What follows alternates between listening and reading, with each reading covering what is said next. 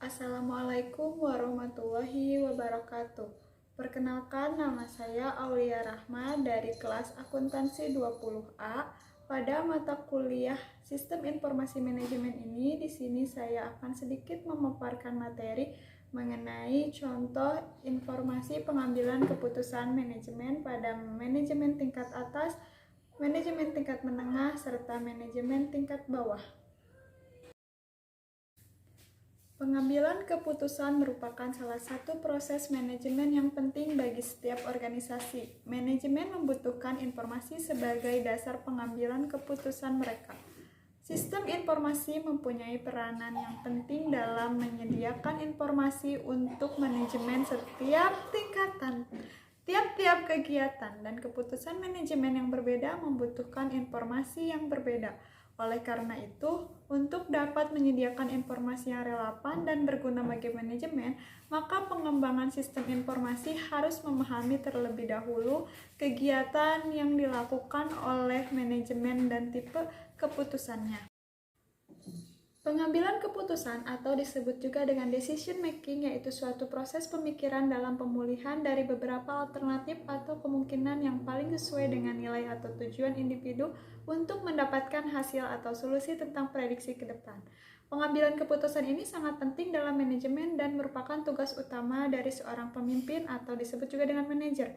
Pengambilan keputusan diproses oleh pengambilan keputusan yang hasilnya berupa keputusan. Keputusan-keputusan ini yang akan menimbulkan aktivitas, sehingga proses manajemen dapat terlaksanakan. Keputusan akan menimbulkan aktivitas atau menghentikan aktivitas. Pengambilan keputusan merupakan hal yang sangat penting dalam manajemen, karena keputusan merupakan suatu permulaan dari semua kegiatan manusia yang sadar dan terarah, baik secara individual, kelompok, maupun secara institusional. Pada pengambilan keputusan ini memiliki 3 tipe kegiatan pengambilan keputusan manajemen, yaitu diantaranya manajemen tingkat bawah, manajemen tingkat menengah, serta manajemen tingkat atas. Pada level pengambilan keputusan terbagi 3, yaitu ada level senior manajemen. Pada level senior manajemen ini, permasalahan yang biasa terjadi ini tidak rutin, karakteristik keputusannya tidak terstruktur. Contohnya, memutuskan tujuan jangka panjang perusahaan. Yang kedua, level operasional manajemen. Pada permasalahan yang terjadi biasanya rutin, biasanya perusahaan sudah memiliki solusi yang cepat. Yang ketiga ada manajemen tingkat menengah atau level middle management. Pada level ini, permasalahan yang terjadi biasanya rutin atau tidak rutin, contohnya mengembangkan marketing plan. Seperti yang terdapat pada segitiga piramida ini, ada manajemen tingkat atas, manajemen tingkat menengah, serta manajemen tingkat bawah. Pada tipe kegiatan manajemen bisa dilihat di sini tipe kegiatan manajemen yang ada yaitu perencanaan strategi untuk manajemen tingkat atas, pengendalian manajemen untuk manajemen tingkat menengah, serta pengendalian operasi untuk manajemen tingkat bawah. Untuk tipe informasinya, informasi pemecahan masalah untuk manajemen tingkat atas, informasi pengarahan perhatian untuk manajemen tingkat menengah, serta informasi pengumpulan data untuk manajemen tingkat bawah. Pada tipe informasi, terdapat 3 tipe informasi, diantaranya informasi pemecahan masalah atau problem solving information, merupakan informasi untuk membantu manajer tingkat atas mengambil keputusan untuk memecahkan permasalahan yang dihadapinya, serta situasi yang membutuhkan analisis yang dilakukan oleh manajemen tingkat atas. Pada problem solving biasanya dihubungkan dengan keputusan-keputusan yang tidak berulang. Contohnya, pada suatu perusahaan, karyawan dari perusahaan tersebut demo untuk meminta kenaikan gaji, maka pada kasus seperti ini, manajer tingkat atas bertugas mencari tahu penyebab dan keinginan dari karyawan tersebut.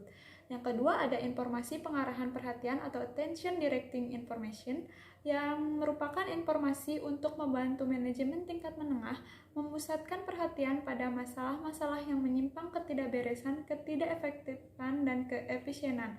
Kesempatan-kesempatan yang dilakukan informasi ini melihat penyimpangan, membantu manajemen menengah terhadap penyimpangan yang terjadi.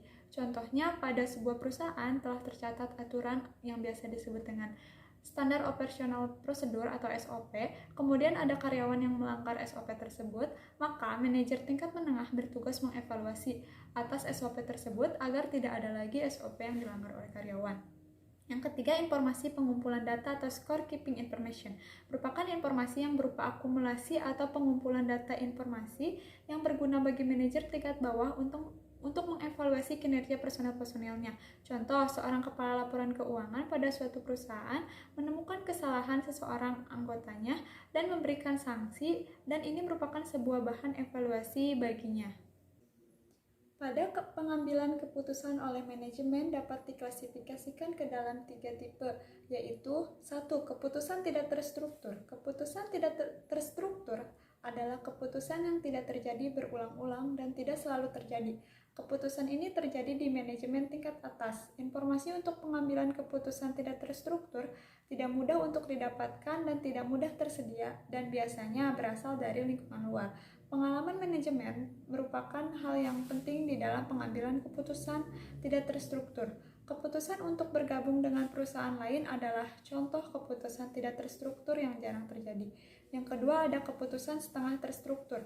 Keputusan setengah terstruktur merupakan keputusan yang sebagian dapat diprogram, sebagian berulang-ulang dan rutin, dan yang sebagian tidak terstruktur. Keputusan ini sering bersifat rumit dan membutuhkan perhitungan-perhitungan serta analisis yang terperinci. Contohnya dari keputusan ini adalah keputusan membeli sistem komputer yang lebih canggih. Contoh lainnya adalah keputusan alokasi dana promosi. Yang ketiga, ada keputusan terstruktur. Keputusan terstruktur merupakan keputusan yang berulang-ulang dan rutin sehingga dapat diprogram. Keputusan terstruktur terjadi dan dilakukan terutama pada manajemen tingkat bawah. Contohnya yaitu keputusan pemesanan barang, keputusan penagihan piutang. Mungkin hanya sekian materi yang dapat saya sampaikan. Terima kasih, mohon maaf apabila ada kesalahan atau kekurangan, karena di sini kita sama-sama belajar. Terima kasih. Wassalamualaikum warahmatullahi wabarakatuh.